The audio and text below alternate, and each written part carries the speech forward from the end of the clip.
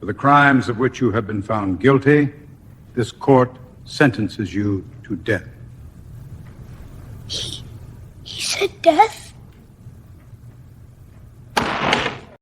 Dakota Arnold took the lives of his parents, Margaret and Robert Arnold, in what would become one of the most disturbing cases of juvenile violence ever recorded in Oklahoma.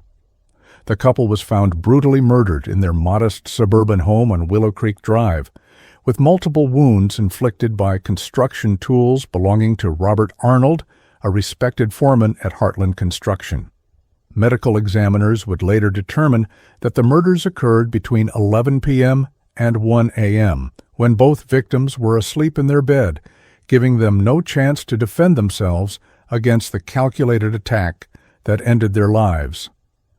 The viciousness of the crime scene stood in stark contrast to the picture-perfect family photos that lined the hallway of the Arnold home, images of smiling faces that gave no indication of the horror that had unfolded.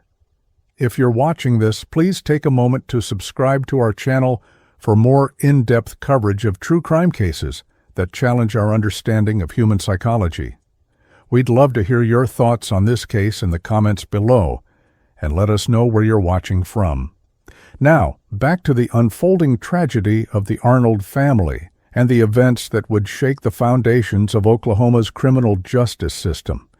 The responding officers found young Dakota huddled in the corner of his bedroom, apparently in shock, clutching his favorite stuffed animal and with traces of blood on his pajamas that he claimed came from discovering his parents and trying to wake them. His tearful account described hearing noises in the night and finding his parents already dead, pointing investigators toward his best friend, Tyler Wilson, who allegedly had been angry with Dakota's parents for not allowing him to stay overnight the previous weekend. The boy's story seemed plausible at first glance, a traumatized child who had witnessed the aftermath of a terrible crime committed by someone else, perhaps an intruder, or, as he suggested, his disgruntled friend.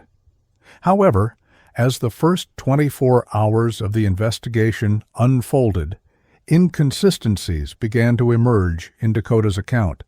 raising quiet concerns among the experienced detectives assigned to the case. Oklahoma City, with its flat landscapes punctuated by modern downtown buildings and sprawling suburban neighborhoods, had seen its share of domestic violence.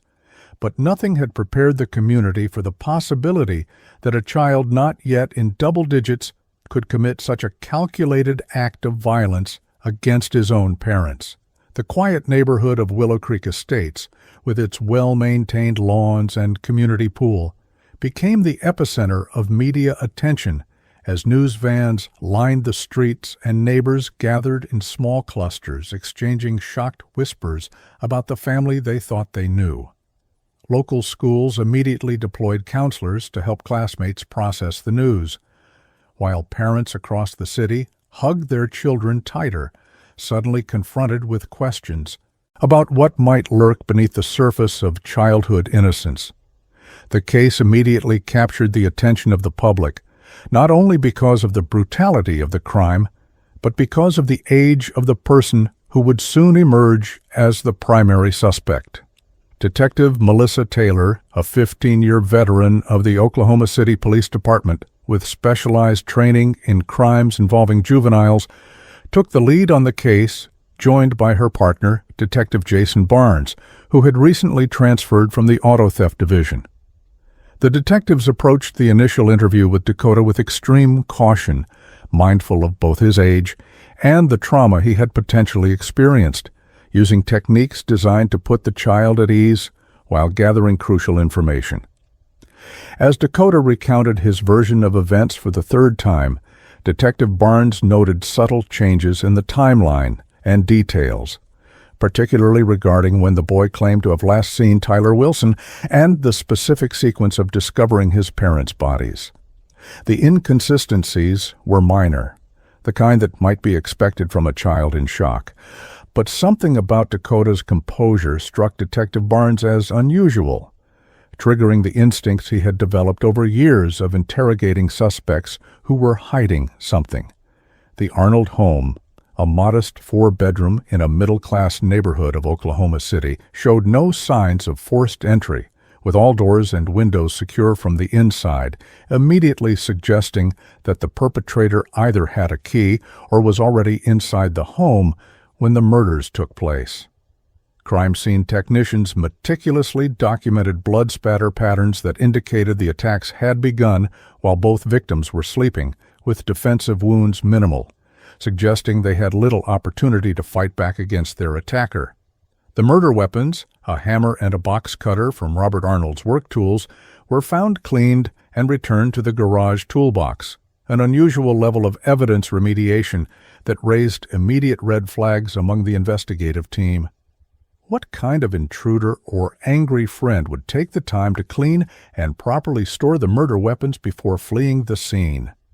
Oklahoma City, straddling the geographical heart of the state, has long embodied the complex duality of Oklahoma itself, a place where traditional values and modern realities often find themselves in uncomfortable coexistence.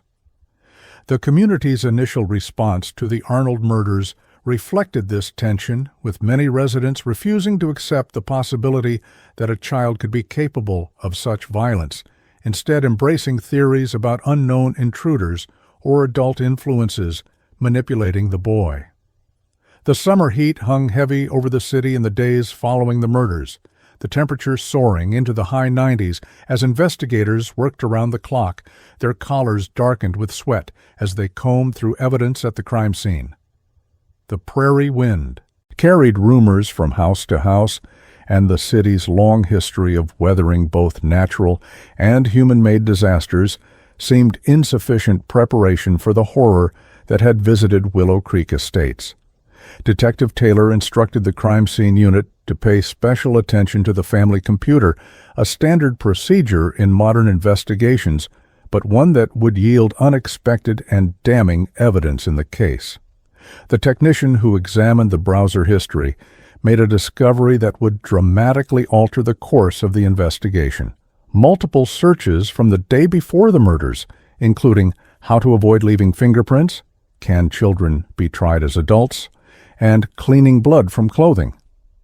These searches had been conducted during school hours when only Dakota should have been home, as he had claimed to be sick that day, while both of his parents were confirmed to have been at work. The digital evidence cast an immediate shadow over Dakota's tearful story and shifted the investigation's focus squarely onto the 9-year-old boy who had just lost his parents, or perhaps more accurately, had just taken their lives with a level of premeditation that shocked even the most seasoned investigators on the case. Margaret Arnold, 42, had served as the children's librarian at the Oklahoma City Public Library's Willow Creek branch for over 15 years, beloved by generations of young readers who knew her for her animated storytime sessions and patient guidance through the world of books. Colleagues described her as dedicated and nurturing, someone who took particular joy in helping reluctant readers discover stories that could capture their imagination and foster a lifelong love of reading. Her workspace at the library remained untouched for weeks after her death, the small potted plants on her desk withering as her absence became a painful reality for the community that had cherished her presence. In the last staff meeting before her death, Margaret had expressed concern about Dakota's recent behavioral changes, mentioning to a close colleague that he had become increasingly secretive and resistant to the household rules, particularly the 8 p.m. curfew that she and Robert had instituted after noticing their son's attempts to sneak out after they had gone to bed. Robert Arnold, 45, had worked his way up from apprentice to foreman at Heartland Construction, earning respect for his attention to detail and fair management style that made him popular with both clients and crews. His co-workers described him as a family man who often shared proud stories about Dakota, believing his son to be exceptionally bright and mature for his age, attributes that Robert hoped would lead to opportunities he himself had never had. The construction site where Robert had been overseeing a new commercial development fell silent when news of his murder reached the crew, with workers removing their hard hats in a moment of respect for the man who had mentored many of them through their careers. In the weeks before his death, Robert had confided in his supervisor about increasing tension at home,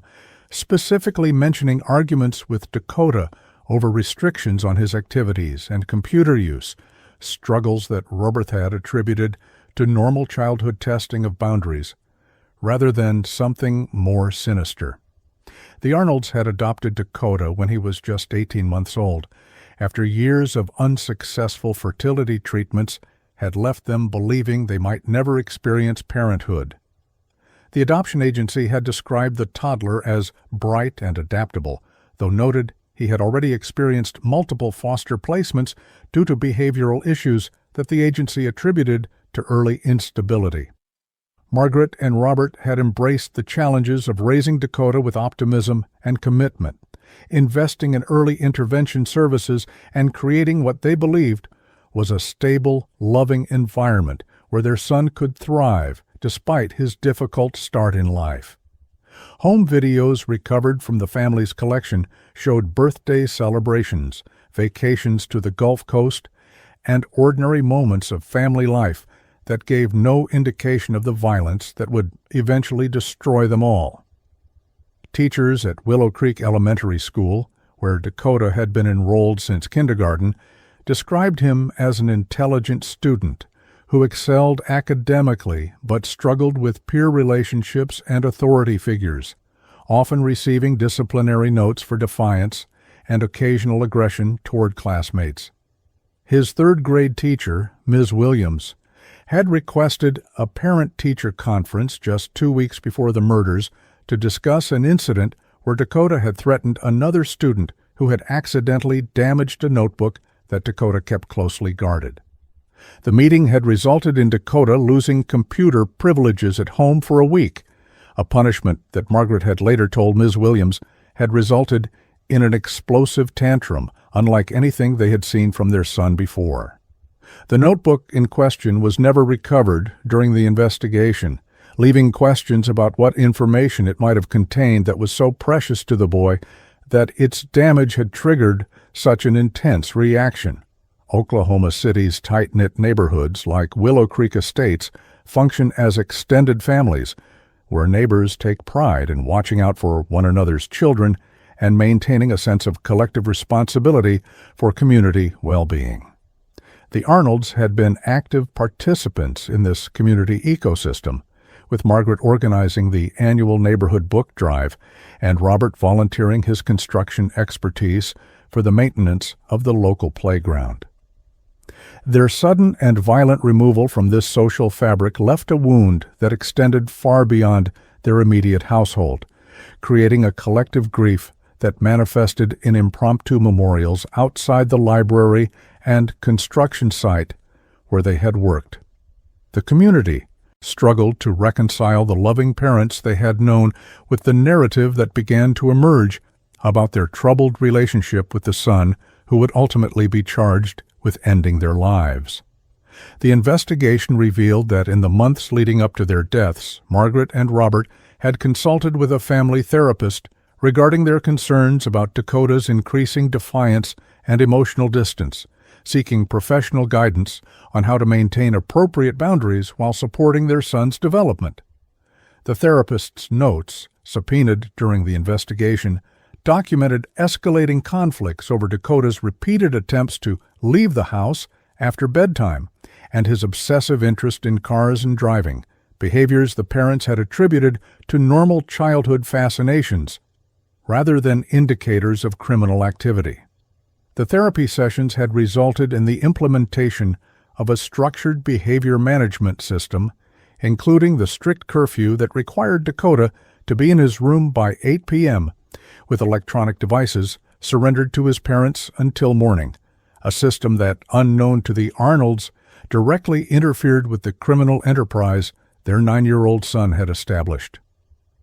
Margaret and Robert Arnold had been married for 17 years, having met as undergraduates at the University of Oklahoma, where she studied library science, and he majored in construction management.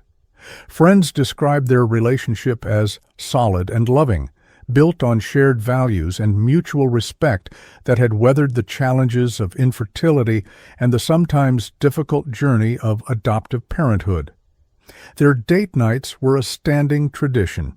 Every other Friday spent trying new restaurants in Oklahoma City or attending local theater performances, maintaining their connection as a couple, even as they devoted themselves to raising Dakota. The Friday before their deaths had been one such evening, with babysitting provided by Margaret's mother, who later told investigators that Dakota had seemed unusually interested in when his parents would return and whether they would check on him before going to bed, questions that would later take on a sinister significance in light of the methodical planning revealed by the computer searches. The victims of this tragedy extended beyond Margaret and Robert Arnold, to include the community that had embraced them, the children who had relied on Margaret's guidance through literature, and the construction crews who had respected Robert's leadership and fairness.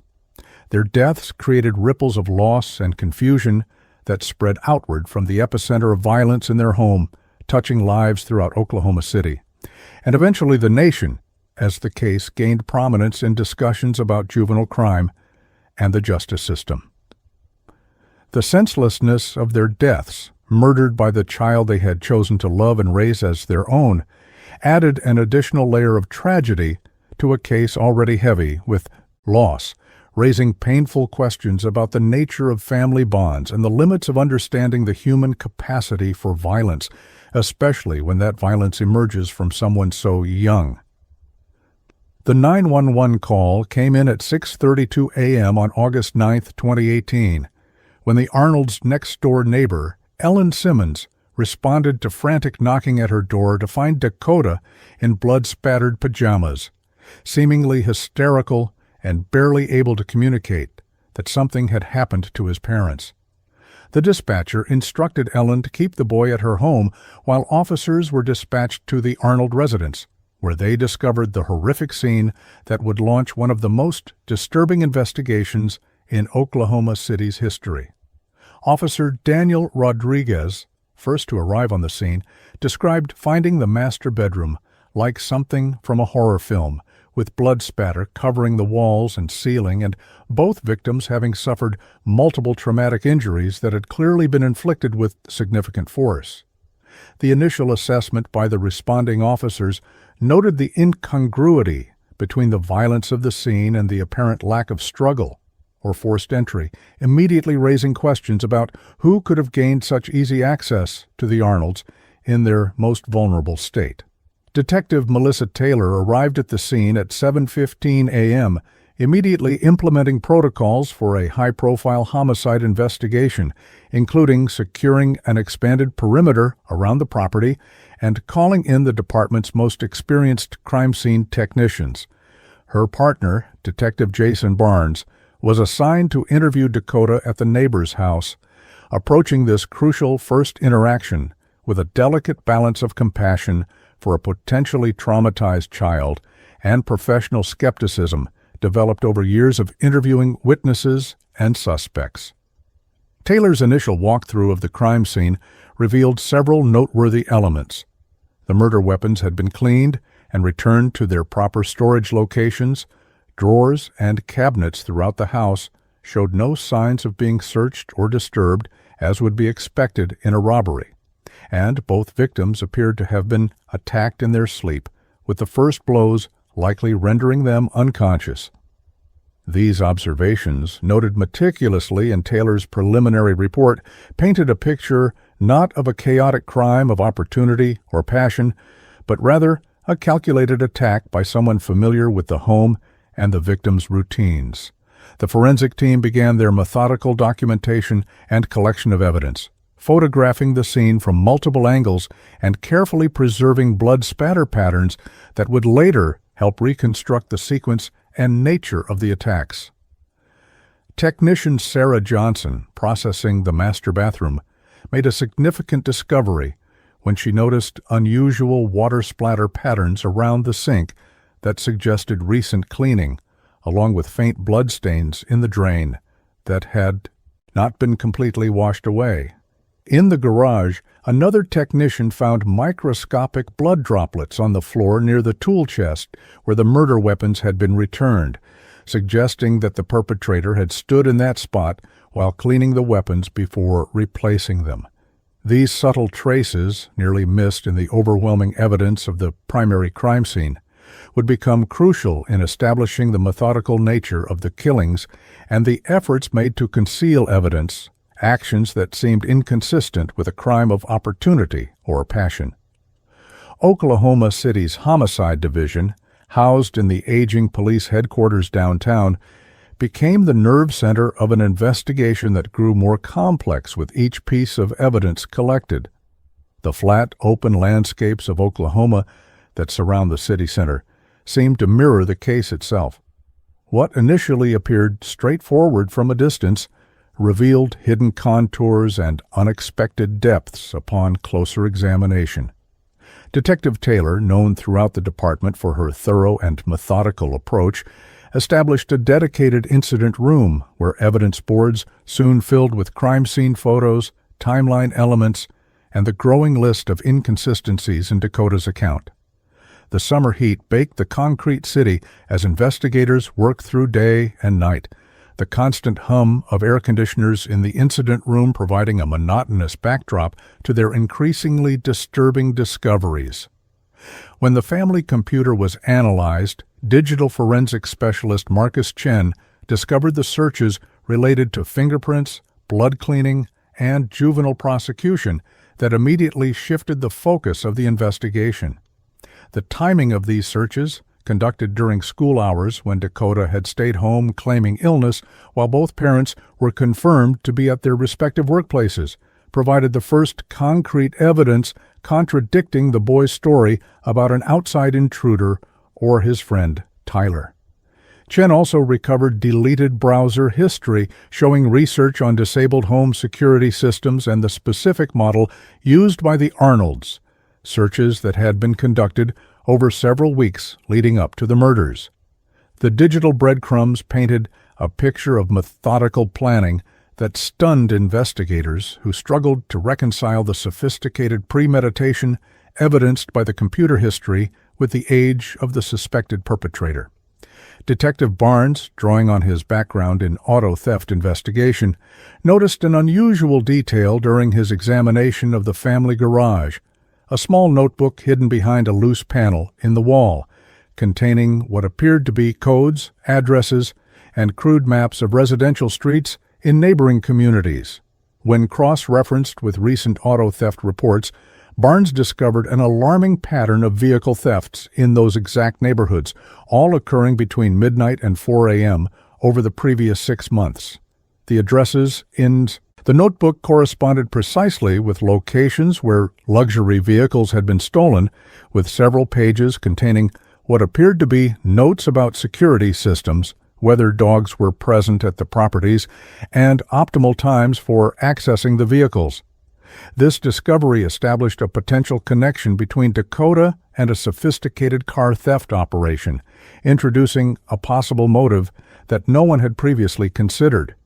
The Arnolds' strict curfew rules directly interfered with their son's criminal activities conducted in the middle of the night.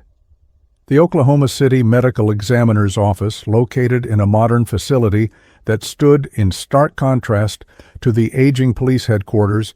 received the Arnolds' bodies on the afternoon of August 9th, with Chief Medical Examiner Dr. Yvonne Martinez personally overseeing the autopsies given the high-profile nature of the case. Her meticulous examination revealed that both victims had suffered multiple blunt force trauma wounds, consistent with the hammer found in Robert's toolbox, followed by precise slashing wounds from the box cutter that severed their carotid arteries. The pattern and precision of the wounds suggested that the perpetrator had researched vulnerable anatomical targets, with the box cutter wounds appearing to have been inflicted after the victims were already incapacitated by the hammer blows. Dr. Martinez noted in her report that the physical strength required to inflict such damage was significant, but not beyond the capabilities of a determined child, especially if the victims were unconscious from the initial attacks and therefore unable to resist. Detective Taylor obtained a warrant to analyze Dakota's phone and social media accounts, discovering communications with his friend Tyler Wilson that directly contradicted Dakota's claim that Tyler had been angry with his parents.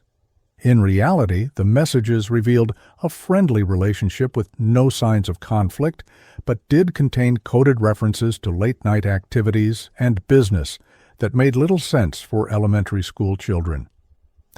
The communications also revealed that Dakota had been pressuring Tyler to provide him with alibis for several nights when car thefts had occurred, including asking Tyler to lie to his own parents about Dakota sleeping over. Most damning was a message sent from Dakota to Tyler just hours before the murders, stating, "After tonight, no more stupid curfew problems. I'll be free to run things my way." This digital evidence, combined with the computer searches and the notebook found in the garage, began to form a coherent narrative of premeditation that pointed directly at the 9-year-old boy who had presented himself as a traumatized victim. Oklahoma City, with its grid of wide streets and mixture of historic and modern architecture, became the backdrop for a media frenzy as local news outlets began reporting on rumors that the Arnold child was being considered a suspect in his parents' murders. The story captured the public imagination, tapping into primal fears about the corruption of innocence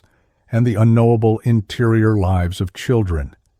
Community vigils held at Willow Creek Elementary School and the library where Margaret had worked became forums for collective grief and confusion, with parents holding their children closer and neighbors re-examining every interaction they'd ever had with the quiet boy who lived on their street.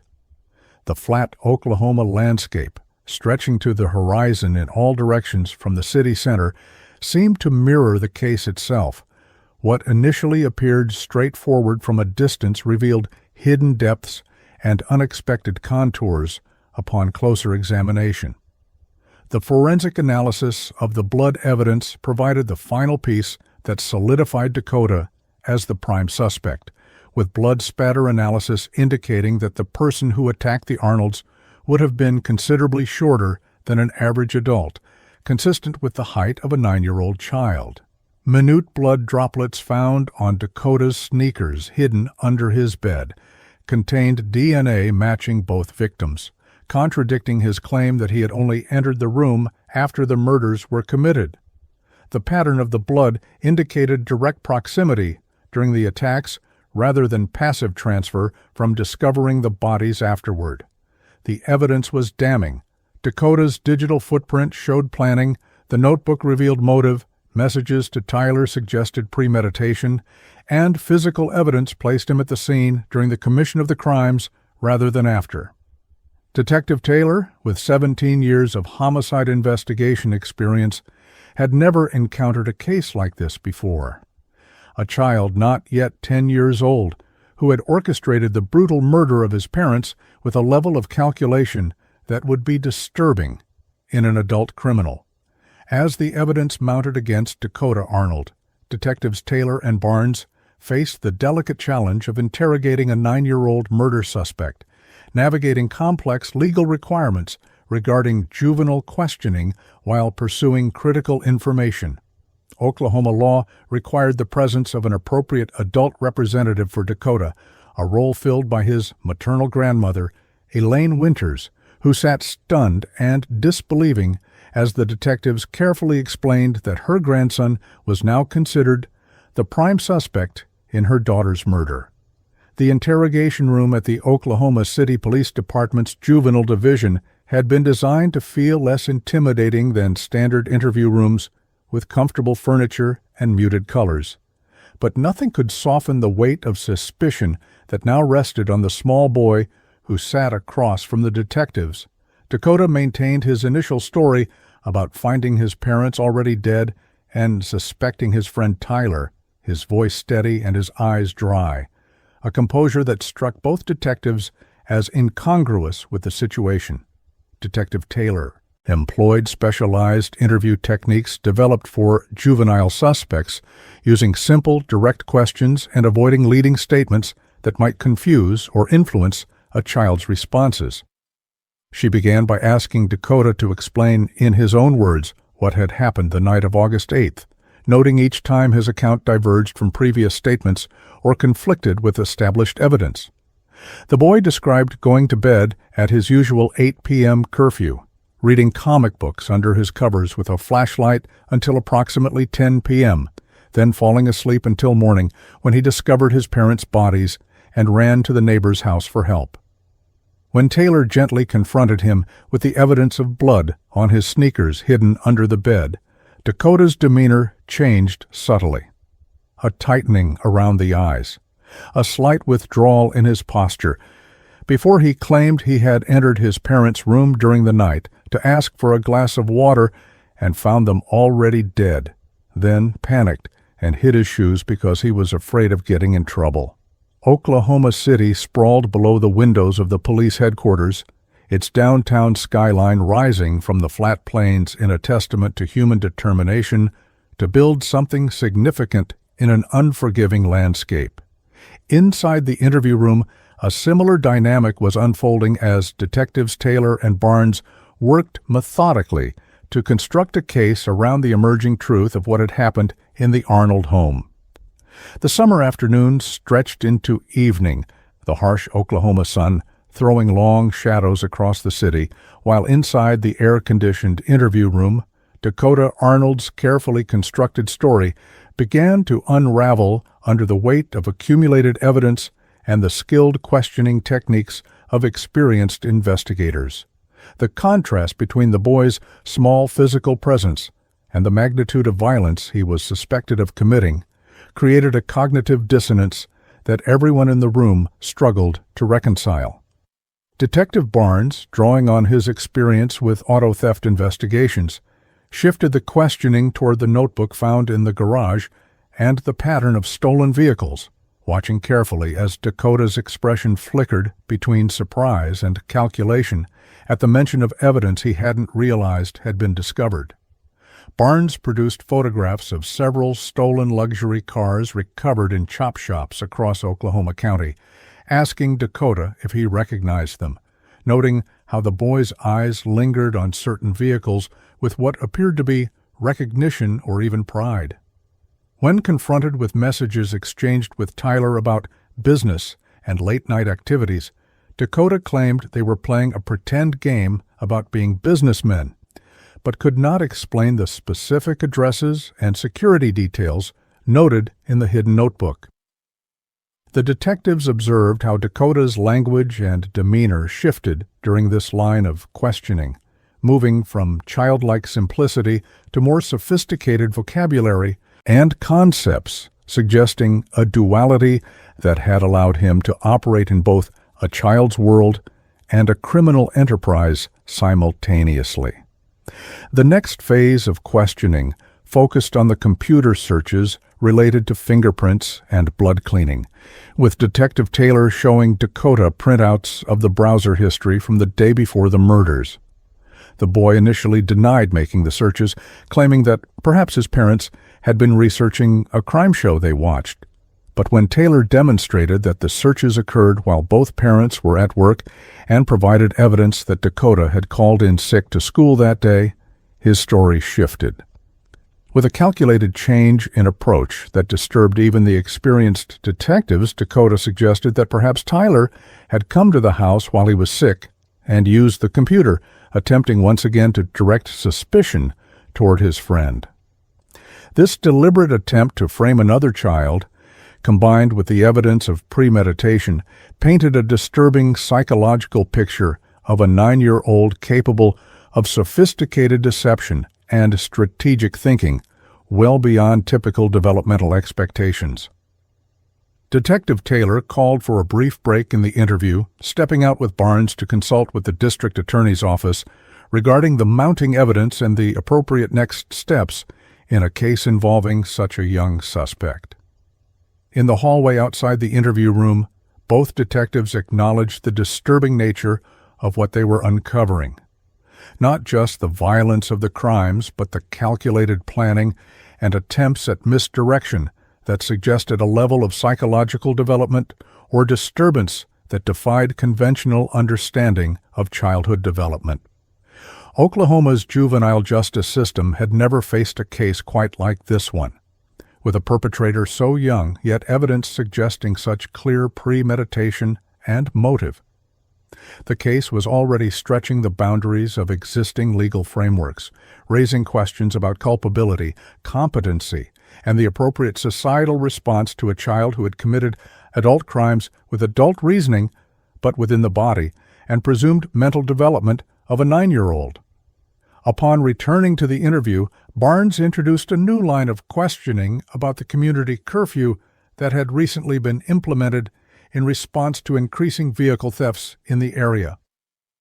The detective explained that they had established connections between the addresses in Dakota's notebook and reports of stolen luxury vehicles all occurring during late-night hours, and suggested that the Arnolds' strict enforcement of bedtime rules would have directly interfered with these activities. In a moment that would later be described in court documents as chilling in its transparency, Dakota's response shifted from denial to what appeared to be a cost-benefit analysis, asking detailed questions about juvenile sentencing in Oklahoma and whether his age would guarantee him release at 18 regardless of the crimes committed. This apparent calculation about legal consequences, coming from a child not yet 10 years old, stunned everyone in the room and provided a disturbing window into the thought processes that had preceded the murders. The flat, expansive Oklahoma landscape surrounding the city has long fostered a certain resourcefulness in its residents, a need to create and adapt in an environment that offers few natural advantages beyond space and possibility. This same adaptive intelligence seemed evident in Dakota Arnold, who had created a criminal enterprise and orchestrated a double homicide with a level of planning and execution that would be impressive in an adult offender. Detective Barnes, leveraging his auto theft expertise, pressed Dakota on specific details about how the car theft operation worked, noting how the boy's eyes lit up with what appeared to be pride as he began, almost unconsciously, to reveal sophisticated knowledge about vehicle makes and models, security systems, and the logistics of moving stolen cars. The detectives recognized a pattern common in many perpetrators: the desire to receive credit for their ingenuity, even when that acknowledgement comes in the form of criminal charges. After nearly 4 hours of questioning, with Dakota's grandmother sitting in silent shock as her grandson's involvement became increasingly apparent, Detective Taylor decided to directly confront the boy with the complete narrative they had constructed from the evidence. She calmly explained that they believed he had been running a car theft operation requiring late-night activities, that his parents' enforcement of curfew had threatened this criminal enterprise, that he had researched methods to commit murder without leaving evidence, and that he had executed his parents before attempting to frame his friend Tyler for the crimes. Taylor watched Dakota carefully as she laid out this narrative, noting how his expressions shifted between calculation, defiance, and what appeared to be relief at no longer needing to maintain his fabricated story. After a long moment of silence, Dakota asked a question that would be quoted in case files and eventually news reports across the country. "If I tell you what really happened, can I have my notebook back? I need those codes." The Oklahoma sky darkened outside the windows of the police headquarters as the interview continued into the evening, the sprawling city below beginning to glitter with lights as Detective Taylor carefully documented Dakota's gradual admissions. The boy began to acknowledge elements of their theory while still maintaining that Tyler had been involved, showing a sophisticated understanding of shared criminal liability that seemed impossible for a typical 9-year-old. As his grandmother wept silently beside him, Dakota described with disturbing detachment how the car theft operation had been his idea, conceived after watching online videos about luxury vehicles, and how he had recruited older children at school to help with aspects of the thefts that required greater physical strength. The business had been profitable, with Dakota selling information about security systems and optimal theft times to older associates, until increased police patrols and the new community curfew had threatened the entire operation.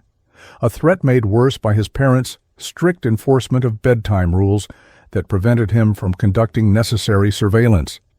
The Oklahoma County District Attorney's Office faced unprecedented legal questions as they worked to build a case against a 9-year-old murder suspect, balancing the horrific nature of the crimes against Dakota Arnold's age and the complexities of the juvenile justice system.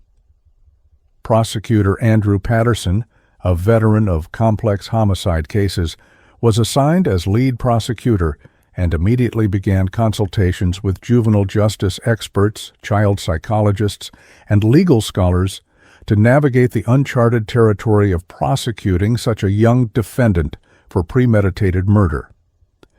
The case required careful construction to address not only the physical evidence linking Dakota to the murders, but also to establish the crucial elements of intent, premeditation, and capacity to understand the nature and consequences of his actions. Elements that would determine whether the case would remain in juvenile court or potentially be transferred to adult criminal proceedings under Oklahoma's youthful offender statutes.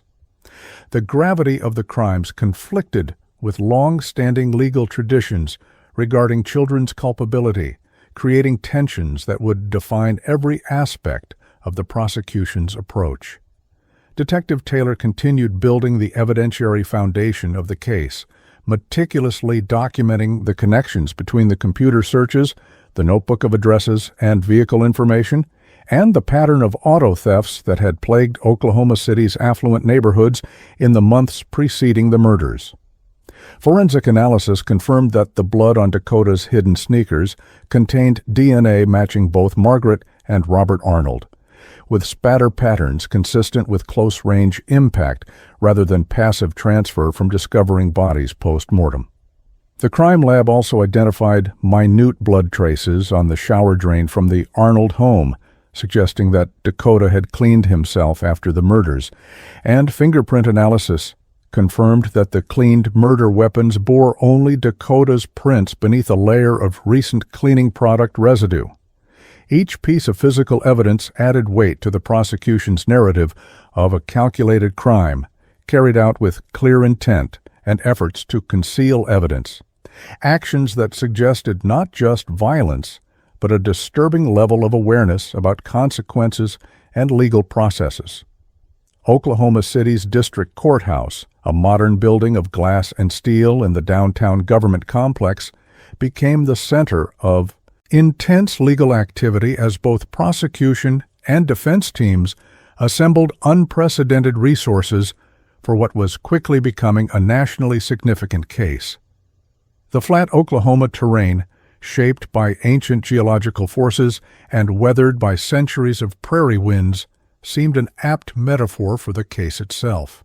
a landscape formed by the collision of opposing forces and haunted by questions about what lies beneath the visible surface. Inside the air-conditioned offices of the district attorney,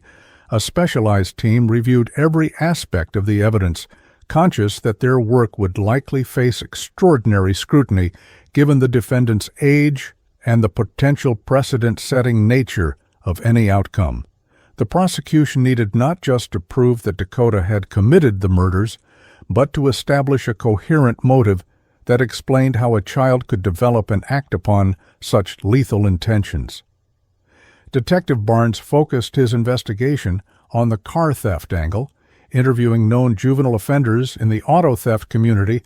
and uncovering disturbing connections to Dakota's operation. Several teenagers admitted to purchasing information from a young source they knew only as the Kid, who provided them with detailed intelligence about target vehicles, security vulnerabilities, and optimal theft windows when homeowners would be sleeping or away.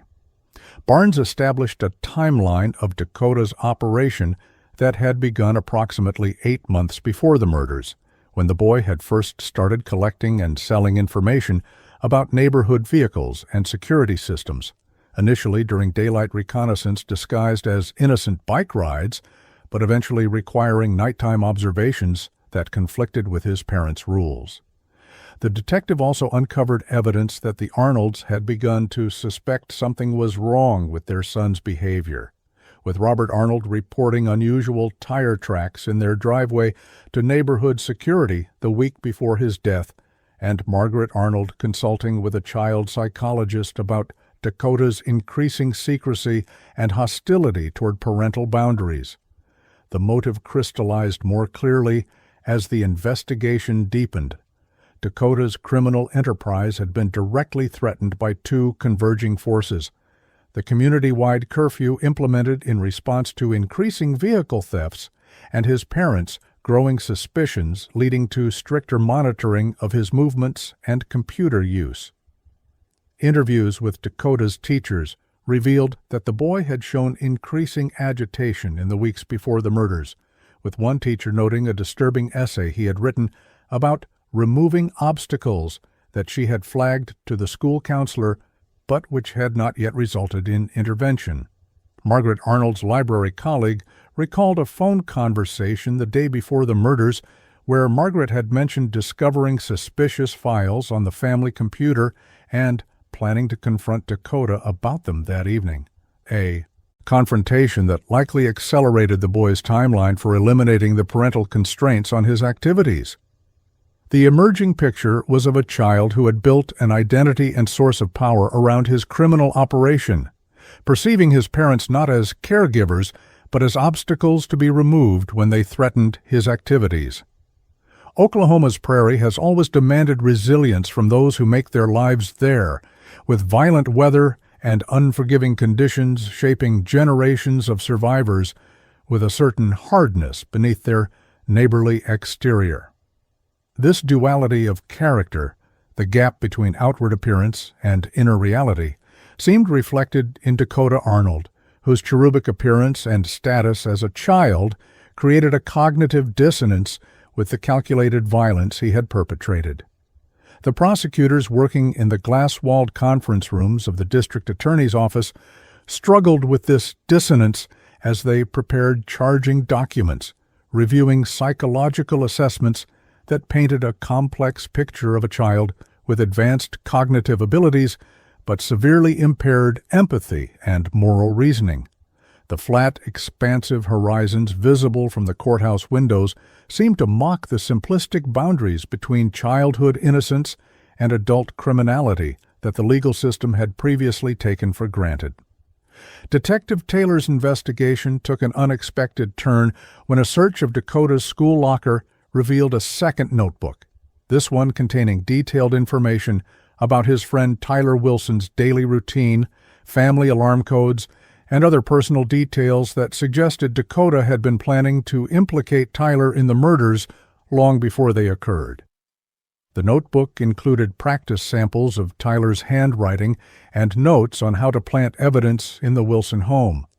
revealing a level of premeditated framing that went beyond opportunistic blame-shifting during questioning. When confronted with this evidence during a subsequent interview, Dakota displayed what the child psychologist present described as concerning emotional detachment, explaining that Tyler was the logical choice for a scapegoat because he trusts me completely and wouldn't expect it. This cold calculation regarding the betrayal of his closest friendship provided further evidence of the profound empathy deficits that would become central to both the prosecution's case and the defense's strategy regarding Dakota's mental state and capacity. The investigation's scope expanded further when Detective Barnes, following a lead from the auto theft angle, discovered a storage unit rented under a false name, but paid for with gift cards traced to Dakota's school fundraiser money. The unit contained sophisticated tools for disabling car security systems, computer equipment with specialized automotive software, and most disturbing, a detailed plan for expanding the theft operation into neighboring counties once Dakota solved the parent problem. Maps in. The storage unit had circles around potential new target neighborhoods with notes about security patrols, garage door frequencies, and optimal entry points. Evidence of long-term planning that extended well beyond the murders themselves. The storage unit also contained a notebook with observations about Detective Barnes, including notes on his daily routine and the fact that he lived alone. Information that would take on sinister significance as the case continued to unfold and new evidence emerged about Dakota's plans for anyone who threatened his operation. Oklahoma City, with its mix of oil wealth, agricultural heritage, and modern economic challenges, has long embodied the complex dichotomies of American society: prosperity alongside poverty, tradition alongside innovation, conformity alongside individuality. The Arnold case exposed another dichotomy that the community struggled to reconcile: the presumed innocence of childhood alongside the capacity for calculated violence. In the weeks following the murders, as details of the investigation leaked to local media, the city became divided between those who viewed Dakota as a victim of mental illness or environmental factors and those who saw him as a calculated killer who had simply used his age as another tool in his arsenal of deception. Community forums organized by local churches and schools became heated as parents, educators, and mental health professionals debated the implications of the case for how society understands childhood development and responsibility. The prosecution's case gained devastating new strength when digital forensics recovered deleted files from Dakota's tablet, hidden in his bedroom closet, containing video recordings of his parents sleeping on multiple nights leading up to the murders. The videos, apparently taken as part of his planning process, included whispered narration from Dakota about optimal attack angles and timing based on their sleeping positions and routines. Most chilling were his comments about how deeply they slept after taking their evening medications, information he had apparently gathered through systematic observation and testing by creating small noises during the night to gauge their responsiveness. The tablet also contained a crude countdown timer to Freedom Day, set to end on August 8th, and a checklist of preparations including the computer searches about fingerprints and blood evidence that had first alerted investigators to his involvement.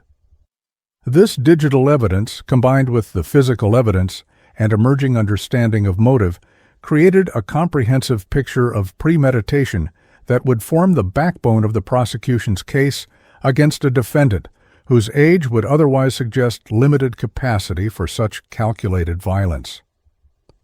The formal arrest of 9-year-old Dakota Arnold took place on August 15, 2018, 1 week after the murders,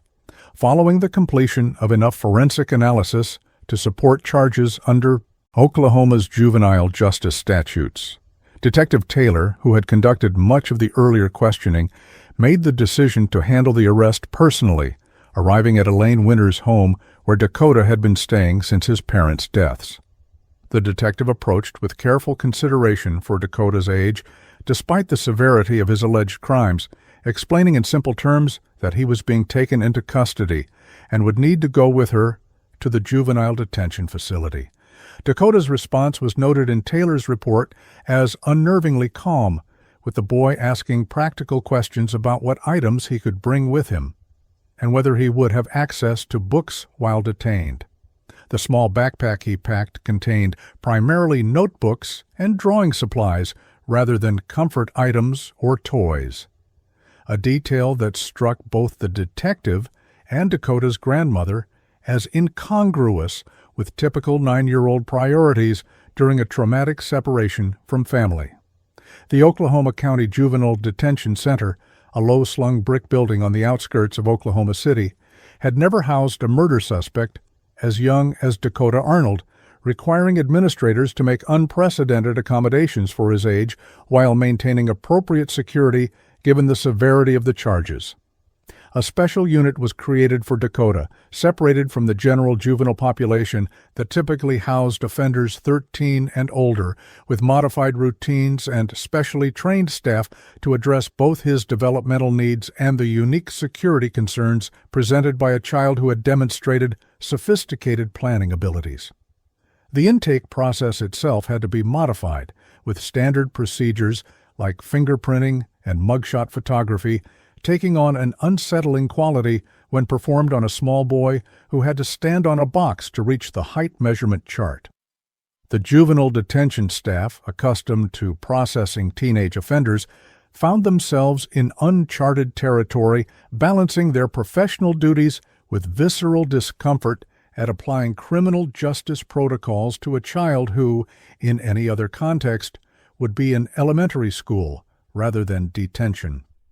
The flat Oklahoma landscape surrounding the juvenile facility, with its distant horizons and expansive sky, seemed to emphasize the isolation of Dakota's position as he entered a system never designed for someone his age. Inside the sterile walls of the detention center, Dakota underwent a comprehensive evaluation by Dr. Eleanor Kaufman, a forensic psychologist specializing in juvenile offenders, who would later describe her initial impressions as profoundly disturbing. The standard psychological assessment tools had to be adjusted for Dakota's age, but even with modifications, his responses indicated an unusual combination of advanced cognitive development alongside severe deficits in empathy and emotional processing. Dr. Kaufman's preliminary report noted Dakota's superior intelligence, with cognitive functioning in certain areas testing at a high school level, alongside concerning patterns in moral reasoning that suggested he evaluated actions solely based on their consequences to himself rather than harm to others, a pattern often seen in adult antisocial personality disorders, but rarely documented in children so young. Following the formal charges of 2 counts of first-degree murder, Dakota was appointed specialized legal representation through the Oklahoma Juvenile Defender's Office, with attorney Rebecca Thornton taking lead on what would immediately become the most high-profile case of her career. The initial detention hearing took place in a closed juvenile court session, with Judge Martin Hamilton presiding over proceedings that required significant procedural adjustments to accommodate a defendant who could barely see over the table where he sat. Prosecutor Andrew Patterson presented the state's evidence supporting continued detention, including the risk assessment from Dr. Kaufman indicating that despite his age, Dakota presented unique flight and public safety risks due to his demonstrated planning abilities, lack of empathy, and sophisticated understanding of systems that could be manipulated. Judge Hamilton, visibly troubled by the case before him, ordered continued detention with specialized conditions, including educational services, continued psychological evaluation, and modified visitation protocols that reflected both Dakota's age and the seriousness of the allegations against him. Detective Barnes continued his investigation into the auto theft angle of the case, unaware that his thorough pursuit of evidence had placed him in Dakota's crosshairs. On August 18th, 3 days after Dakota's arrest, Barnes visited the storage unit discovered earlier in the investigation, intent on conducting a more detailed inventory of its contents and looking specifically for evidence that might strengthen connections between Dakota's car theft operation and the motive for murdering his parents. The detective had notified dispatch of his location, but was working alone at the storage facility on the outskirts of Oklahoma City, surrounded by the open prairie landscape that defines the region. What Barnes did not know was that Dakota had prepared contingencies for the discovery of the storage unit, including a crude but effective booby trap designed to eliminate anyone who thoroughly examined the back corner of the space where the most damning evidence was stored. The subsequent explosion, triggered when Barnes moved a particular container, caused catastrophic injuries that would prove fatal despite rapid emergency response and prolonged surgical efforts at the University of Oklahoma Medical Center. The death of Detective Jason Barnes transformed the Arnold case overnight,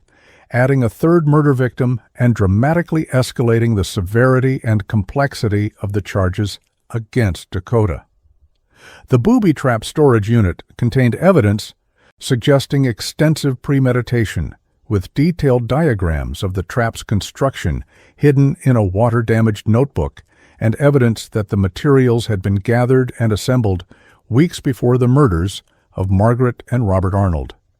This discovery suggested that Dakota had anticipated potential investigation following his parents' deaths, and had prepared specifically to eliminate threats to his freedom or operation, a level of forward planning that prosecutors would later describe as reflecting a disturbing disconnect between chronological age and criminal sophistication. The Oklahoma City Police Department entered a period of mourning for Detective Barnes, a 15-year veteran of the force, while simultaneously grappling with the unprecedented reality that his killer was a 9-year-old child currently held in juvenile detention. Oklahoma's harsh climate has shaped its people through generations, creating communities familiar with sudden violence in the form of tornadoes that can transform calm skies into devastation within minutes. This environmental reality has fostered a certain stoicism in the face of tragedy. But even this cultural resilience was tested by the evolving horror of the Arnold case and Detective Barnes's death. Inside the concrete walls of the juvenile detention facility, Dakota Arnold received news of the detective's death with what staff described as inappropriate affect, asking detailed questions about the mechanism of the explosion and whether it had functioned as designed rather than showing any remorse or surprise. This response further alarmed the psychological team evaluating him, with Dr. Kaufman noting in her assessment that Dakota appeared to view the detective's death as a successful problem elimination rather than a human tragedy, a perspective that significantly influenced the ongoing competency evaluation that would determine how the case proceeded through the justice system. The investigation into Detective Barnes's death led to a significant discovery when forensic analysis of the booby trap components revealed fingerprints matching Tyler Wilson, Dakota's friend, whom he had attempted to frame for his parents' murders. Further investigation revealed that Dakota had manipulated Tyler into handling the components months earlier under the guise of a science project, deliberately creating physical evidence that could implicate his friend if the trap was ever discovered. This calculated framing attempt, extending even to a contingency plan for a post-arrest scenario, demonstrated a level of forward thinking that disturbed even seasoned investigators on the case. When confronted with this evidence during a subsequent interrogation, Dakota displayed what the interview transcript described as pride in his thoroughness, explaining to interviewers that you have to plan for everything that could go wrong if you want to succeed, a statement that would later feature prominently in court proceedings as evidence of his understanding of the nature and wrongfulness of his actions. Oklahoma City, with its straight streets laid out in precise grid patterns across the flat landscape, provides a sense of order and predictability that stands in stark contrast to the chaotic inner life revealed through Dakota Arnold's case. As investigators continued processing evidence from both the original crime scene and the booby trap storage unit, a comprehensive timeline emerged, showing months of preparation leading up to what Dakota had apparently viewed as his independence plan. Financial records from a cryptocurrency account linked to Dakota showed that he had been converting proceeds from his information selling operation into digital currency, accumulating funds that investigators believed were intended to support him after eliminating his parents and establishing a new operational base for his expanding criminal enterprise. The sophistication of this financial planning, including the use of technologies that many adults struggle to understand, contributed to the prosecution's emerging portrait of a defendant whose intellectual development and criminal capacity far exceeded what would be expected of his chronological age.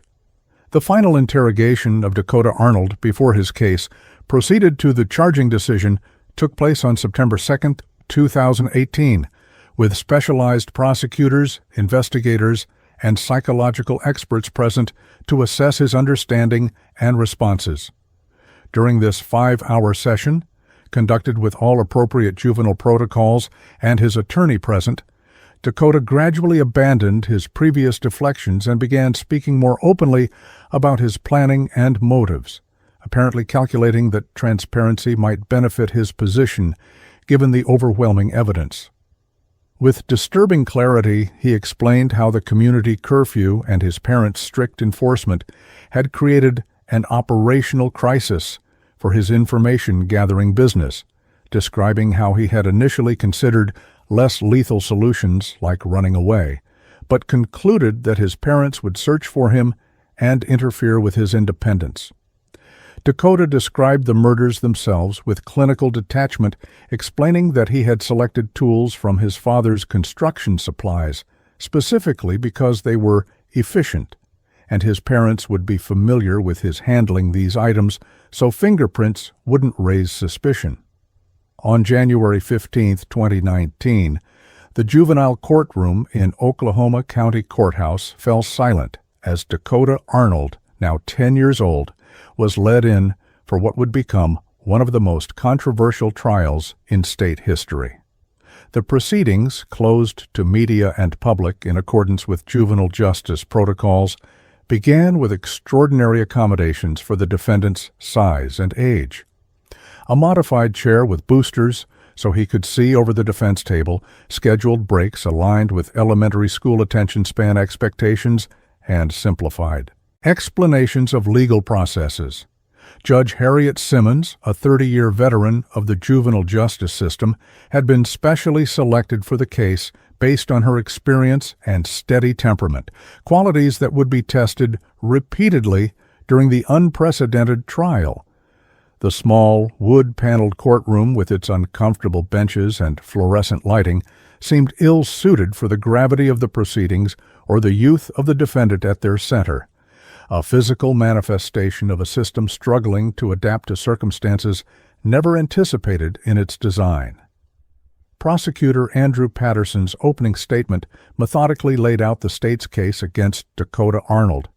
acknowledging the defendant's youth while emphasizing the calculated nature of his crimes and their devastating impact on multiple families. Patterson detailed how the evidence would show that Dakota had operated a sophisticated criminal enterprise providing intelligence for car thefts, how the implementation of a community curfew and his parents' rules had threatened this operation, and how he had researched and planned the murders as a direct solution to these constraints on his activities. The prosecutor carefully explained how the state would prove not only that Dakota had committed the physical acts of killing his parents and booby-trapping the storage unit that killed Detective Barnes, but that he had done so with full understanding of the wrongfulness of his actions and their consequences, the critical threshold for culpability under Oklahoma's juvenile justice statutes. Patterson's presentation included a carefully curated timeline of Dakota's planning activities in the months leading to the murders, presenting a narrative of escalating determination to eliminate parental authority that directly contradicted any suggestion of impulsive action or diminished capacity. Defense attorney Rebecca Thornton's opening statement offered a starkly different interpretation of the same evidence, positioning Dakota not as a calculating killer, but as a deeply disturbed child whose actions stemmed from severe psychological disorders that had gone undiagnosed and untreated. Thornton argued that Dakota's advanced intelligence had masked fundamental deficits in emotional and moral development, allowing him to present as a functioning child while internally lacking the basic capacity to form meaningful attachments or understand the permanence and humanity of others. Her strategy acknowledged Dakota's factual actions while challenging his legal culpability, arguing that his chronological and developmental age rendered him incapable of the same level of criminal intent as an adult, despite his intellectual capabilities. Thornton introduced the defense's plan to present expert testimony on childhood developmental disorders, attachment disruptions from early placement instability, and the emerging neuroscience on brain development that suggests the capacity for moral reasoning and impulse. Control continues developing well into adulthood, science that would call into question the application of adult standards of intent to a 9-year-old defendant, regardless of his cognitive abilities.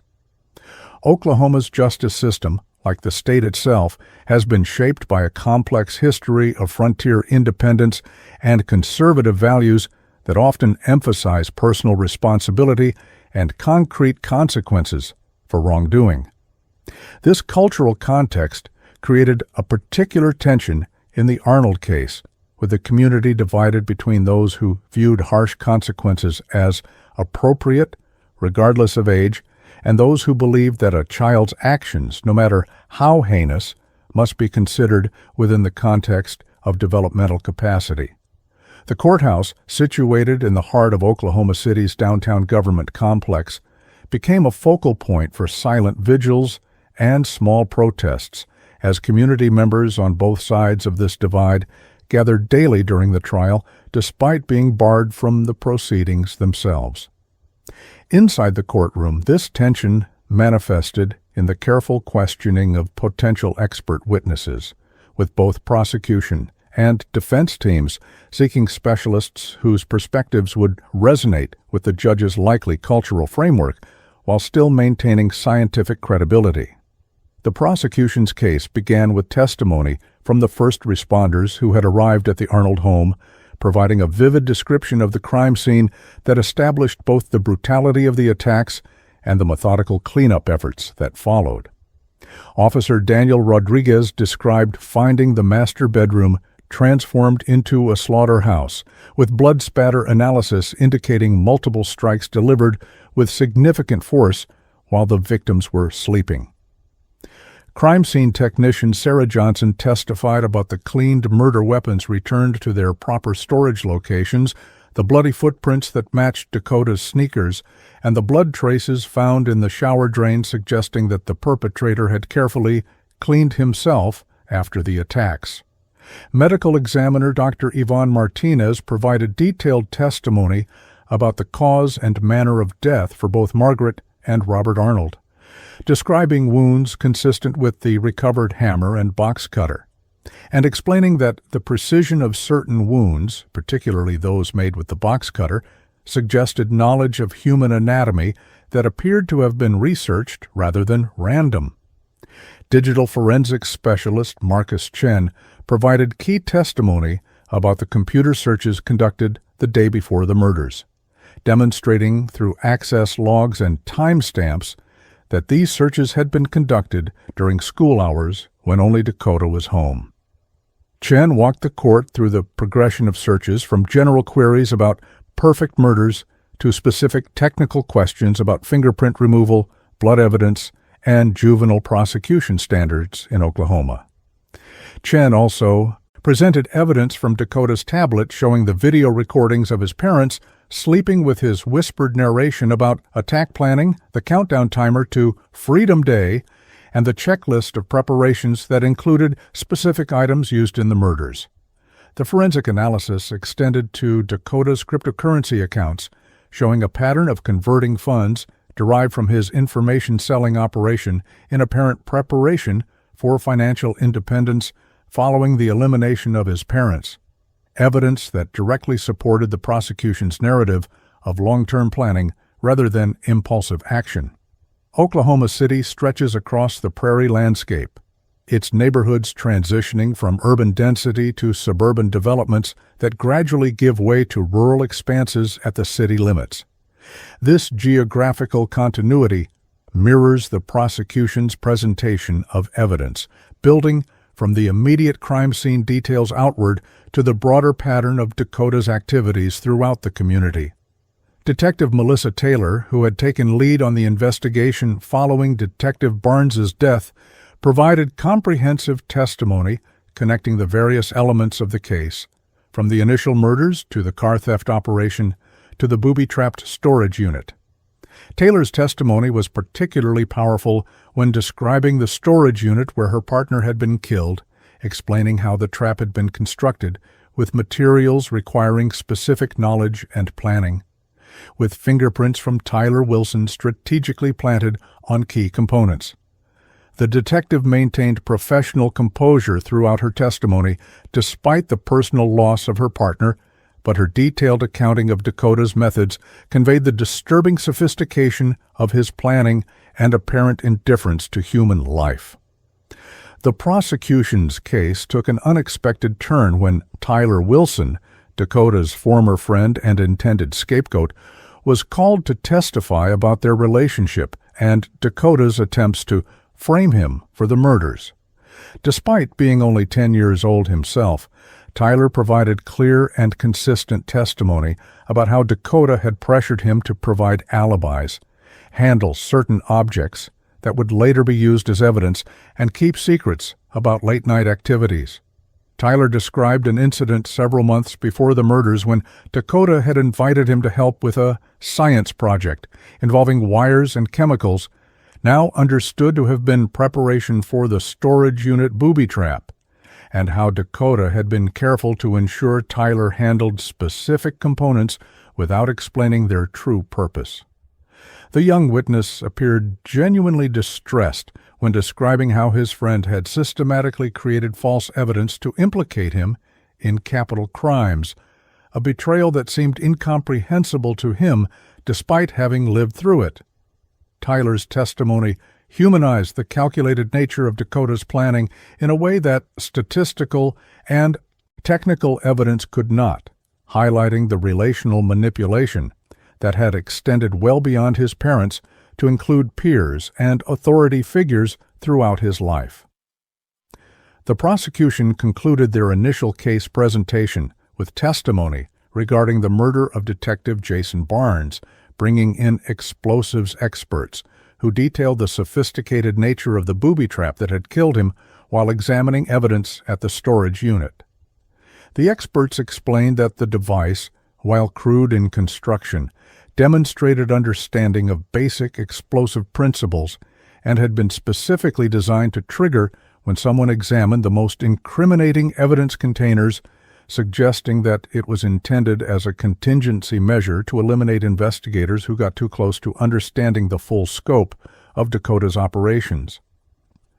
Forensic analysis connected components of the device to purchases made with gift cards from Dakota's school fundraisers, establishing a direct link between the defendant and the murder weapon despite his being in custody when the trap was triggered. This evidence completed the prosecution's narrative of a defendant who had not only carefully planned the murder of his parents, but had anticipated subsequent investigation and prepared lethal countermeasures to protect his freedom and continue his criminal activities, actions that demonstrated a level of forethought and intent that the prosecution argued met all legal standards for culpability, regardless of the defendant's chronological age. Oklahoma's court system, with its emphasis on procedure and decorum, provided a structured environment for the unfolding of a case that defied conventional categorization in almost every respect. Judge Simmons maintained strict control over the proceedings despite their unprecedented nature, ensuring that both prosecution and defense had full opportunity to present their cases while keeping the focus on legal questions rather than the media sensation that surrounded the courthouse. Inside the juvenile courtroom, with its simple furnishings and purposeful lack of traditional intimidating features like a raised bench or imposing seal, Dakota Arnold sat each day beside his defense team, taking notes in a careful hand and occasionally passing messages to his attorneys. Court officers and observers frequently noted the cognitive dissonance created by watching such a young defendant engage with complex legal proceedings with apparent comprehension, while simultaneously requiring a booster seat and scheduled breaks aligned with elementary school schedules, a physical embodiment of the central tension in the case between intellectual capability and developmental stage that would ultimately determine his fate in Oklahoma's justice system. The defense began their case with testimony from Dr. Eleanor Kaufman, the forensic psychologist who had conducted Dakota's initial evaluation after his arrest and continued to assess him throughout his detention. Dr. Kaufman presented her diagnosis of conduct disorder with callous, unemotional traits, explaining to the court that this condition is considered a precursor to antisocial personality disorder in adults, but cannot be formally diagnosed as such in children under 18. Her testimony detailed Dakota's combination of superior intelligence with measured IQ in the 145-150 range, alongside profound deficits in empathy, emotional reciprocity, and moral reasoning, a neuropsychological profile that she argued severely impaired his capacity to understand the human impact of his actions or process consequences beyond their immediate effect on his own interest. Dr. Kaufman explained that while Dakota clearly understood the factual wrongfulness of murder in an abstract, intellectual sense, knowing it was against the law and carried penalties, he lacked the emotional and moral development to truly comprehend the human significance of permanently ending another person's life, comparing his understanding to someone who can recite rules of a game without grasping why those rules exist or feeling any internal motivation to follow them beyond avoiding penalties. The prosecution's cross-examination of Dr. Kaufman focused on distinguishing between the capacity to understand wrongfulness and the willingness to be governed by that understanding, with Prosecutor Patterson establishing, through careful questioning, that Dakota's extensive efforts to conceal evidence, frame his friend, and prepare contingencies demonstrated awareness that his actions would be condemned if discovered. Patterson introduced evidence from Dakota's internet search history, showing queries about juvenile sentencing guidelines and whether children could receive the death penalty, arguing that these searches indicated not a lack of understanding about wrongfulness, but rather a calculated risk assessment about potential consequences. Dr. Kaufman maintained her position that understanding legal consequences is distinct from the deeper moral and emotional comprehension that develops throughout childhood and adolescence, but acknowledged under persistent questioning that Dakota's behavior showed a sophistication in planning and awareness of social rules that complicated any simple categorization of his capabilities or culpability within existing legal frameworks for juvenile offenders. Oklahoma's juvenile justice system, designed primarily to handle cases of adolescent delinquency and rehabilitate young offenders, found itself stretched to its conceptual limits by the Arnold case, which defied conventional understandings of childhood development and criminal responsibility. The courtroom itself, with its purposefully less formal arrangement than adult criminal courts, seemed increasingly incongruous as the testimony delved into sophisticated psychological concepts and detailed evidence of premeditated violence.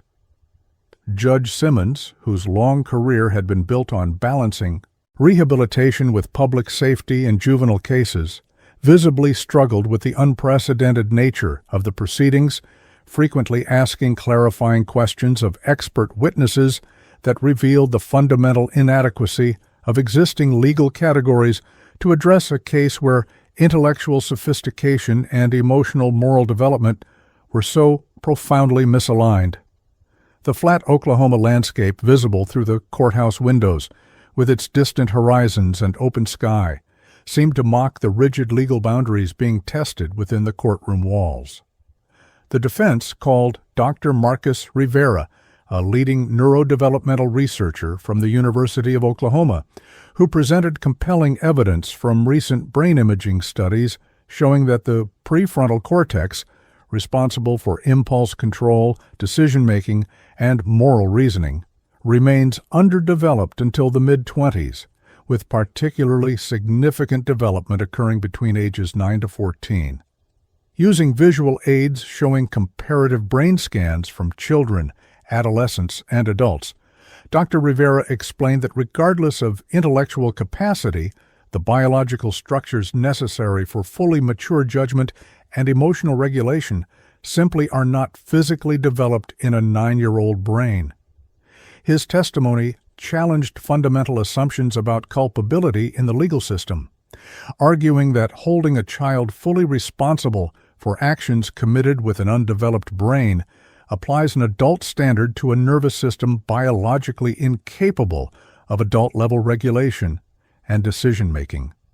Dr. Rivera acknowledged Dakota's advanced intellectual capabilities but emphasized that cognitive intelligence operates through different neural pathways than emotional regulation and moral reasoning, making it possible for a child to demonstrate adult-level problem-solving alongside profoundly immature emotional and ethical processing. Prosecutor Patterson's cross-examination of Dr. Rivera focused on the implications of his testimony for public safety, establishing through pointed questioning that if brain development alone determined culpability, society would have no mechanism for addressing dangerous individuals who demonstrate clear intent to harm others until their mid-20s. Patterson introduced evidence of Dakota's methodical planning, including the booby trap that killed Detective Barnes while Dakota was already in custody, arguing that regardless of abstract theories about brain development, the defendant had demonstrated concrete capacity to plan and execute lethal violence with awareness of its wrongfulness.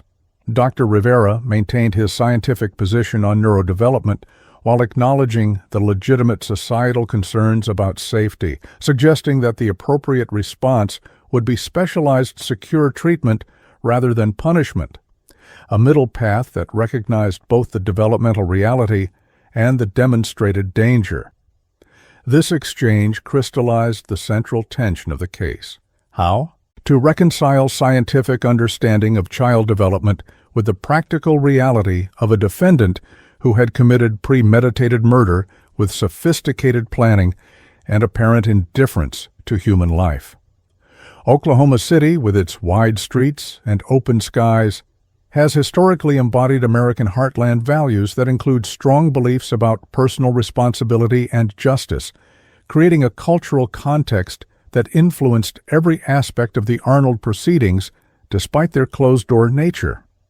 Inside the juvenile courtroom, this cultural context became explicit when the defense called Dr. Sarah Thompson, a specialist in childhood trauma and attachment disorders, who testified about Dakota's history in the foster care system before his adoption at 18 months. Dr. Thompson explained how early placement instability and potential neglect during critical developmental windows can permanently alter a child's neurological pathways for bonding, empathy, and moral development, creating fundamental deficits that may not be apparent in cognitive testing but emerge in capacity for emotional connection and ethical reasoning. Her testimony detailed how Dakota's adoption file had noted concerns about reactive attachment behaviors, even at his young age, suggesting that the foundational capacity for secure human connection may have been compromised before the Arnolds adopted him, a history that offered context for his apparent ability to view parents and others as obstacles rather than attachment figures deserving of empathic consideration.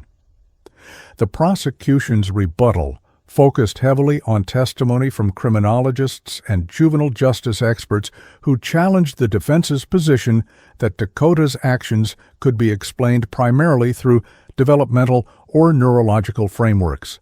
Dr. Lawrence Mitchell, a forensic psychiatrist specializing in juvenile offenders, testified that while he agreed with many of the scientific points raised by defense experts regarding typical brain development, Dakota's case represented such an extreme deviation from normal childhood behavior that it suggested something fundamentally different from typical developmental variation. Dr. Mitchell presented his evaluation finding that Dakota demonstrated a rare combination of advanced cognitive development, profound empathy deficits, and goal-directed violence typically seen only in adult offenders with antisocial personality disorder, creating a unique risk profile that defied conventional categorization within either juvenile or adult frameworks. The expert explained that while he agreed Dakota's young age should be considered in determining appropriate consequences, the sophistication of his crimes and apparent absence of remorse or empathy raised legitimate questions about rehabilitation potential that could not be dismissed by general developmental theories alone. The most dramatic moment of the trial came when the prosecution called computer forensic specialist Aidan Walsh to testify about recovered journal entries from Dakota's tablet that had initially been overlooked because they were hidden within gaming application files.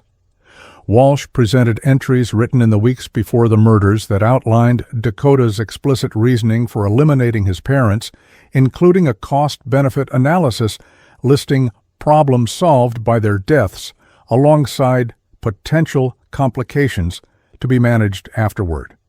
The journal entries included chilling passages about how Dakota had tested his parents' medication to determine its sedative effects, observations about which rooms in the house had the best sound insulation, and notes about how to frame Tyler by planting evidence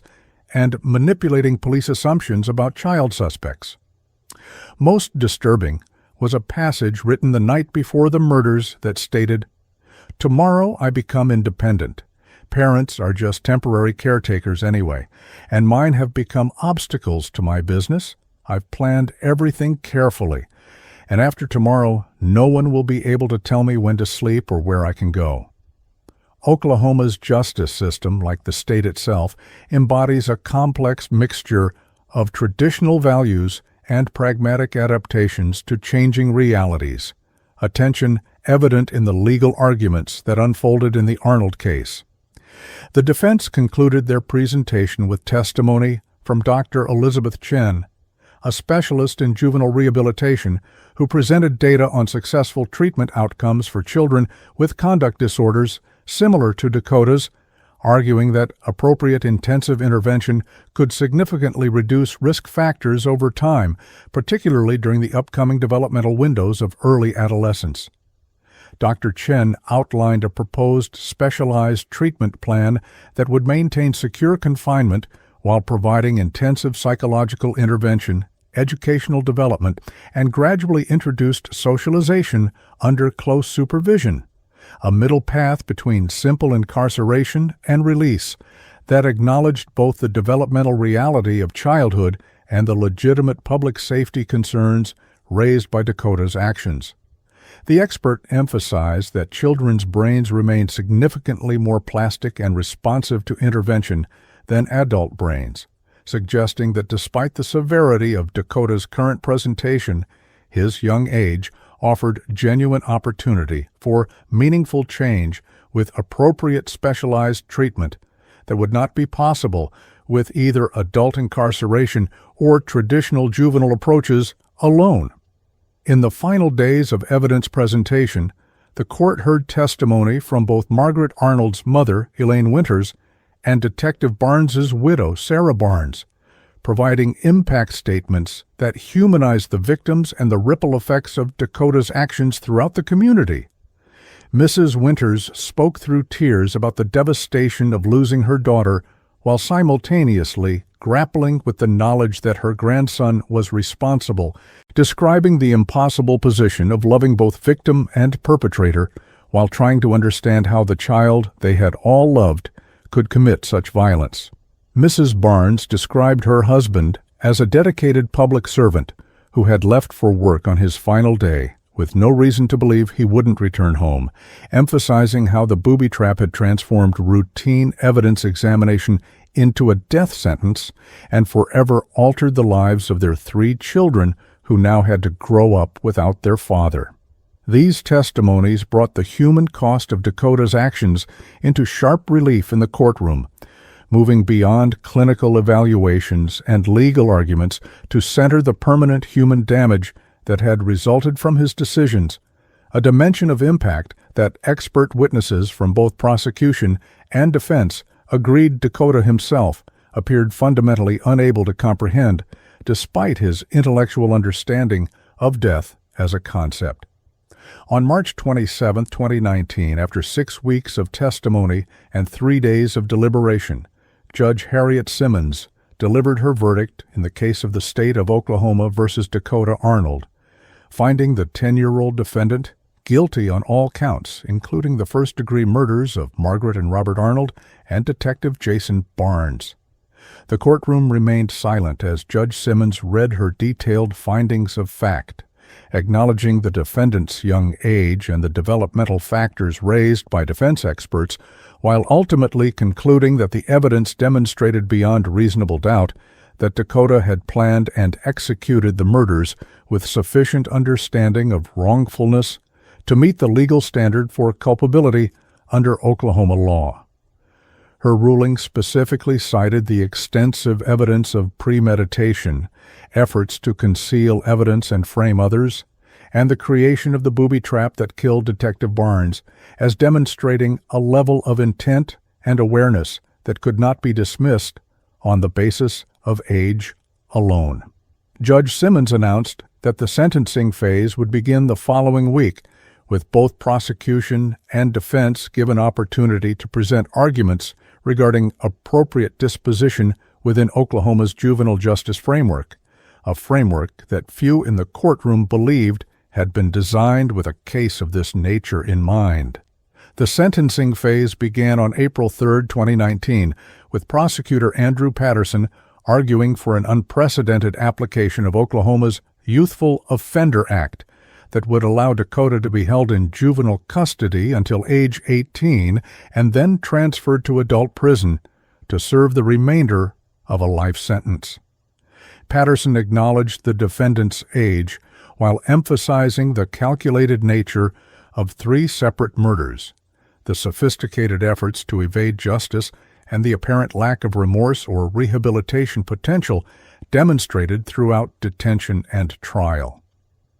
The prosecutor introduced risk assessment evidence suggesting that Dakota's combination of intelligence, empathy deficits, and demonstrated willingness to kill when his interests were threatened created an extraordinary public safety risk that could not be adequately addressed through standard juvenile rehabilitation programs.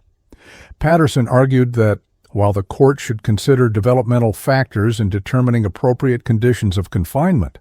the severity of the crimes and ongoing risk factors necessitated a sentence that prioritized public protection beyond what traditional juvenile dispositions could provide. Oklahoma City, with its mix of modern skyscrapers and historic districts, has weathered literal and figurative storms throughout its history, developing a resilience that was tested by the Arnold case and its implications for the community's understanding of childhood, justice, and safety. Outside the courthouse, despite the closed proceedings inside, small gatherings of community members held daily vigils, some holding signs calling for mercy and treatment for a disturbed child, others demanding justice for 3 lives taken through calculated violence. Local news coverage focused on the unprecedented nature of the case, with legal experts and child development specialists offering sometimes conflicting analyses about appropriate responses to juvenile violence of this severity. Inside the courthouse, this community division was mirrored in the arguments presented during sentencing, with fundamental questions about the purpose of the justice system, rehabilitation, punishment, or public protection, at the center of deliberations about a defendant whose age and actions defied conventional categorization. Defense attorney Rebecca Thornton presented a passionate closing argument against treating Dakota Arnold as an adult offender regardless of the severity of his actions, arguing that imposing adult consequences on a child fundamentally misunderstands the developmental reality of childhood. Thornton emphasized that Dakota's crimes, while horrific, emerged from a brain that was biologically incapable of the same moral reasoning and impulse control as an adult brain. making punishment-focused sentences both scientifically unjustified and unlikely to serve public safety in the long term. The defense presented a comprehensive alternative sentencing plan developed in consultation with juvenile justice specialists, proposing a specialized secure therapeutic facility where Dakota would receive intensive psychiatric treatment, appropriate education, and carefully structured socialization under maximum security conditions, with regular court review of progress and risk assessment throughout development. This proposal acknowledged the gravity of the crimes and legitimate safety concerns while maintaining that appropriate intervention during critical developmental windows offered the best hope for meaningful change in Dakota's capacity for empathy and self-regulation as his brain continued to develop through adolescence and early adulthood. Judge Simmons announced her sentencing decision on April 10, 2019, in a ruling that would generate national controversy and debate about juvenile justice reform for years to come.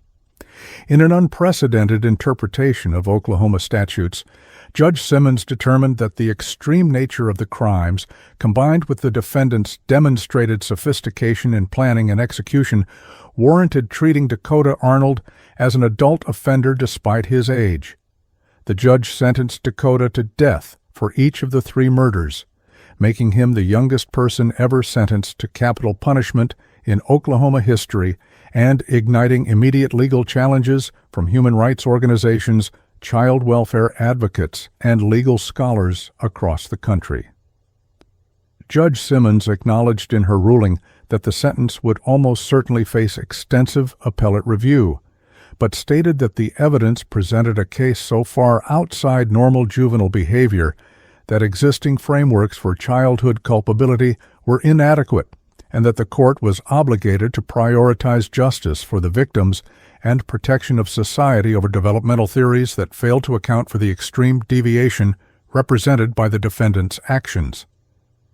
Oklahoma's Capitol building, with its neoclassical architecture and iconic dome, stands less than a mile from the courthouse where Dakota Arnold was sentenced, a physical embodiment of the state's governance that would soon become central to the case's next phase. Within hours of the sentencing, Governor James Hutchinson announced that his office would be reviewing the case, acknowledging the unprecedented nature of sentencing a child to death while emphasizing his commitment to justice for the victims' families. The governor's statement reflected the political complexity of the case in a conservative state, with strong support for capital punishment, but equally strong traditional values regarding the protection of children, a tension that would play out across party lines in the coming months. Meanwhile, the American Civil Liberties Union, the Innocence Project, and the Children's Defense Fund announced plans to file amicus briefs supporting an appeal of the sentence, arguing that executing a child violated not only international human rights standards, but constitutional protections against cruel and unusual punishment, regardless of the severity of the crimes committed. The families of the victims expressed mixed reactions to the sentence, revealing the profound moral complexity of the case even for those most directly affected by the crimes. Sarah Barnes, widow of Detective Jason Barnes, made a brief statement supporting the judge's decision, emphasizing that her husband's killer had demonstrated a calculated disregard for human life that warranted the most severe consequences available under law, regardless of age. In contrast, Elaine Winters, mother of Margaret Arnold and grandmother of Dakota, gave an emotional interview, expressing her belief that her daughter would not have wanted her son executed despite his crimes against her, describing the sentence as another tragedy piled onto an already incomprehensible loss, and calling for intensive treatment rather than execution. These divergent reactions from victims' families added another layer of complexity to the already unprecedented case, challenging simplistic narratives about justice and closure, while highlighting the deeply personal impact of both crime and punishment on those left behind. The Oklahoma Department of Corrections faced unprecedented logistical and ethical questions following Dakota Arnold's death sentence, as no facility in the state had been designed to house a child on death row, and no protocols existed for the execution of a prisoner so young. Commissioner Robert Anderson announced the formation of a specialized task force to develop appropriate confinement conditions that would account for Dakota's age while maintaining necessary security,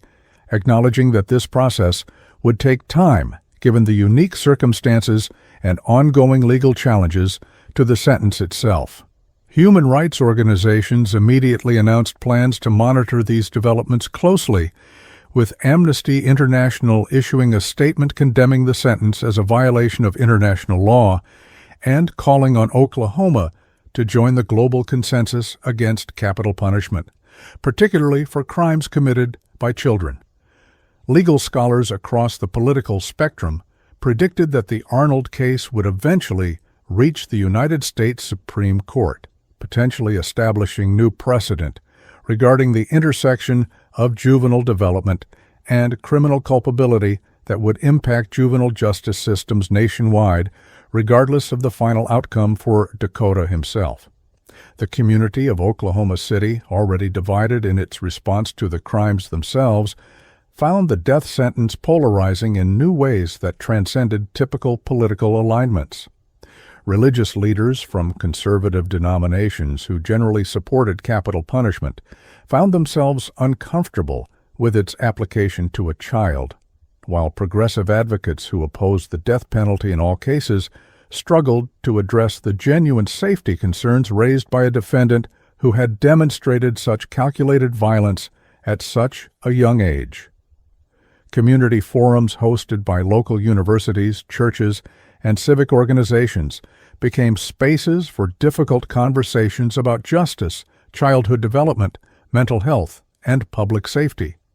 Conversations that revealed no easy consensus, but demonstrated a collective wrestling with fundamental questions about how society should respond when confronted with extreme behavior that defies conventional understanding of childhood capacity and culpability. These community discussions, while unable to directly impact Dakota's case,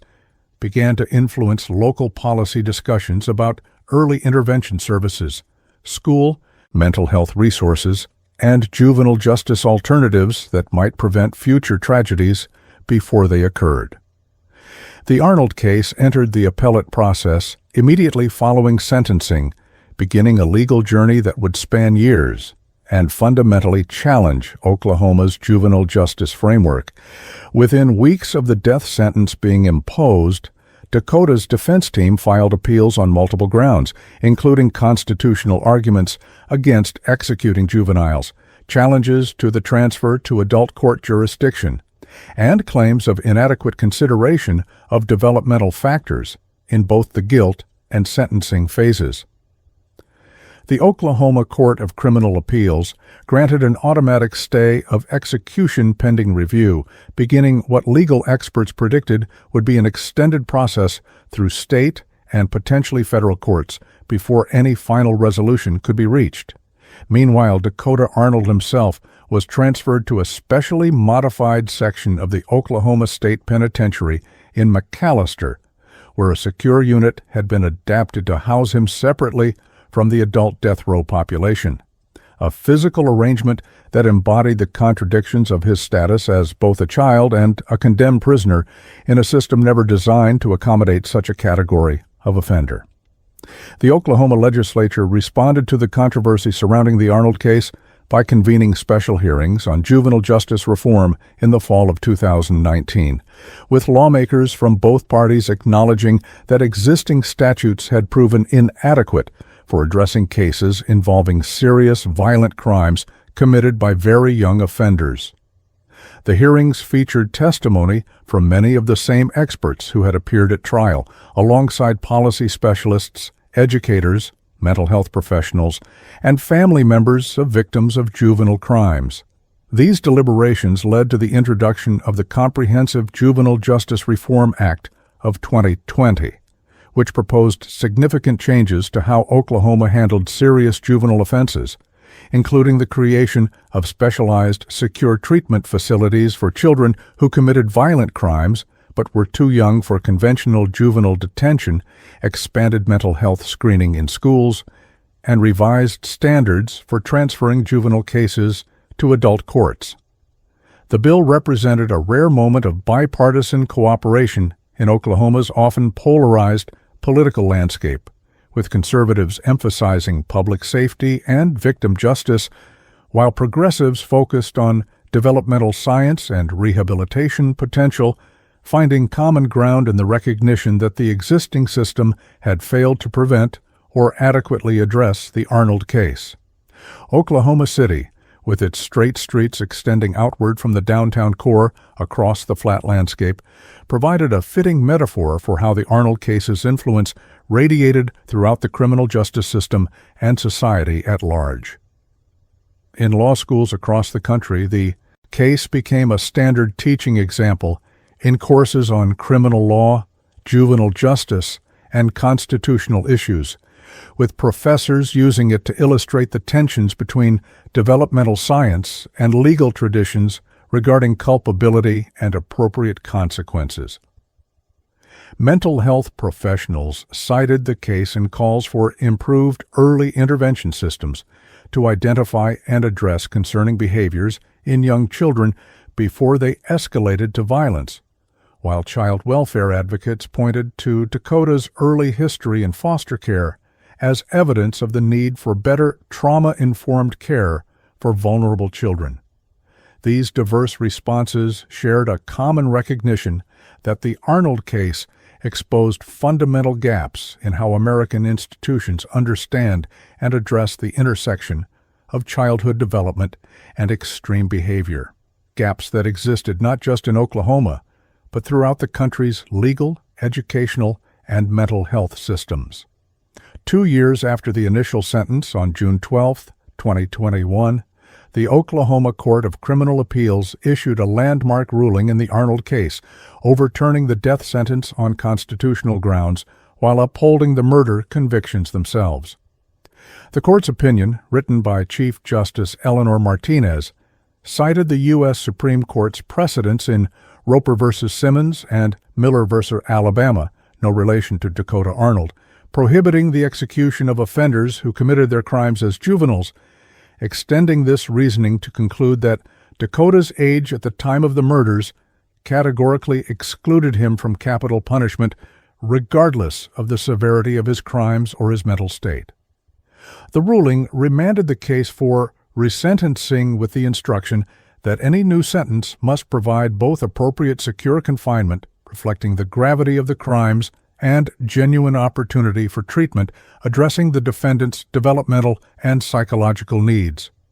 This decision, while leaving many questions unresolved, effectively established that Oklahoma could not execute Dakota Arnold regardless of the heinousness of his crimes, a principle that many legal scholars predicted would eventually be tested before the U.S. Supreme Court given the unprecedented age of the defendant and severity of the crimes. The families of the victims continued their difficult journeys through grief and healing as the legal process unfolded, their lives forever altered by the crimes and their aftermath. Sarah Barnes, widow of Detective Jason Barnes, became an advocate for law enforcement families, establishing a foundation in her husband's name that provided support services for children who lost parents in the line of duty.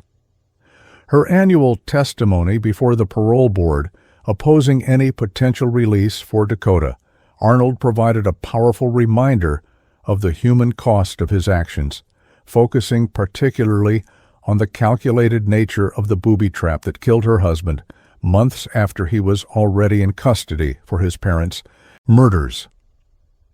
Elaine Winters, Dakota's grandmother, faced a more complex path as she mourned her daughter while attempting to maintain some connection with her grandson, visiting him monthly at the specialized facility where he was eventually housed, and working with his treatment team to understand what had led to such unfathomable violence from a child she had helped raise and love. Oklahoma's educational and mental health systems underwent significant reforms inspired in part by the Arnold case, with the state legislature approving increased funding for school counselors, mandatory mental health screening for all elementary students, and specialized training for teachers in recognizing warning signs of severe conduct disorders or potential violence. The Margaret Arnold Act, named for Dakota's murdered mother, established new protocols for information sharing between schools, mental health providers, and families when concerning behaviors were identified, creating a coordinated early intervention system designed to identify and address serious behavioral issues before they escalated to violence. These reforms, while unable to undo the tragedies that inspired them, represented a meaningful effort to prevent similar cases in the future by addressing the gaps in recognition and response that had allowed Dakota's concerning behaviors to develop unaddressed until they culminated in violence, a legislative legacy that extended far beyond the individual case that catalyzed these changes. The specialized, secure facility where Dakota Arnold was eventually housed following the appeals court ruling became a unique experiment in the treatment of juvenile offenders who had committed extraordinarily serious crimes at very young ages. Located on the grounds of the former Eastern Oklahoma Juvenile Center, but operating under enhanced security protocols, the facility combined elements of psychiatric hospital, educational institution, and secure confinement, with staff specially trained in managing cases involving severe conduct disorders and histories of violence. Dakota's treatment team, led by Dr. Eleanor Kaufman, who had originally evaluated him after arrest, implemented an intensive program combining medication management, specialized cognitive behavioral therapy, carefully structured social skills development, and appropriate educational challenges for his advanced intellectual abilities. Regular reports to the court documented both progress and continuing concerns, noting improvements in Dakota's understanding of the impact of his actions, alongside persistent deficits in emotional empathy that suggested continued risk factors requiring ongoing secure treatment into adulthood, reports that would ultimately inform future decisions about his potential for supervised release or permanent confinement. The legacy of the Arnold case extended beyond Oklahoma's borders, influencing juvenile justice reform efforts in states across the country and contributing to a broader national conversation about how society should respond to children who commit serious, violent crimes. Legal scholars cited the case in arguments for creating new legal categories, recognizing the developmental uniqueness of childhood, while still addressing legitimate public safety concerns raised by serious juvenile violence. Mental health researchers pointed to Dakota's case as evidence for the need for more sophisticated models of childhood psychological development that could better identify and address severe empathy deficits and conduct disorders before they manifested in violence. Child welfare advocates used the case to highlight the lasting impacts of early placement instability and attachment disruptions, calling for improved foster care systems and adoption support services that could better address the needs of children with histories of trauma and disrupted development. Systemic changes that might prevent future cases by addressing root causes rather than responding after tragedies had already occurred. Dakota Arnold himself remained an enigmatic figure at the center of the case that bore his name, his development through adolescence closely monitored by treatment providers, researchers, and the court system responsible for balancing his rehabilitation potential against public safety concerns. Annual evaluations documented his physical growth alongside continuing psychological assessment, tracking developmental markers through puberty and adolescence to determine whether increasing neurological maturity brought corresponding improvements in empathy and moral reasoning capacities. While detailed treatment records remained confidential under juvenile protection laws, occasional court summaries indicated both progress in certain therapeutic areas and persistent concerning patterns in others, a mixed clinical picture that defied simple categorization or prediction about his ultimate rehabilitation potential. The boy who had shocked Oklahoma and the nation with calculated violence at age 9